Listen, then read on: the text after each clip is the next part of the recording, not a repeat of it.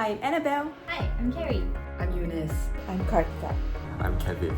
My name is Shindy. Hi, Martin. Hi, I'm Drishti. And we are Volunteers for Go Open House. The Eye and the Tiger was O's 11th annual art walk, held in the black and white bungalow in Adam Park. To me, The Eye and the Tiger was part history, part story. It drew me back to my roots and invited me to encounter Singapore's history with fresh eyes. Less as something I already knew, but more as something I could feel again. The E63 Kelong tours were part of O's efforts to bring people into direct contact with places and livelihoods that are often out of sight, but which are deeply connected to our collective history.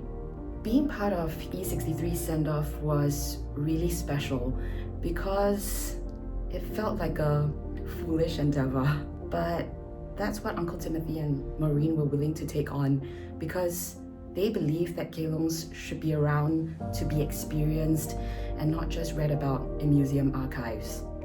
House of Collectors is a series where O's collector patrons open up their personal collections, inviting donors, volunteers and fans into an intimate setting to encounter works by O artists. As a guide, a frequent question I hear from attendees is what happens to the artwork after the walk ends.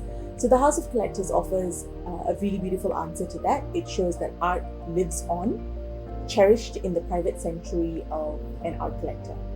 Han at Punggol is O's 3-year commitment to a single neighbourhood. There are many programs under Punggol, but they all aim to give a place with excellent hardware, some software. One of the programs I volunteered for was Attuning to Nature by Zai Tang at Coney Island. What made Zai's workshop special to me was how it gently disrupted that habit. To notice sound, texture and rhythm, to put aside our own preoccupations, even briefly, to encounter the environment on its own terms. Where Punggol meets plate, who eats art. It was the first time that I'd seen food and the history of a place woven together into a single experience. Beyond the fun, it sparked conversations about heritage, community, and the everyday culture of Punggol. It showed how art can live in our kitchens and our stories, not just in galleries. With artist Mit Jai In at the helm, large white canvas sculptures inspired by the rocks and shoreline of Punggol Beach were transformed into literal canvases, open invitations for children to paint, imagine and play. I witnessed how much this simplicity allowed to unfold. Children let their inner artists out, imaginations ran wild. One even proudly proclaimed she was Picasso making a masterpiece. So we've also been going around collecting stories from the residents in Punggol, and one of the ways that we've been doing that has been through these things called the housewarming sessions. The guests actually constitute a very diverse range of residences. These sessions, they actually gave me a great sense of like an emerging kampong spirit in Punggol. The way the residents are all very familiar with each other, there is this sense of a community that is emerging, and it's really heartwarming to witness.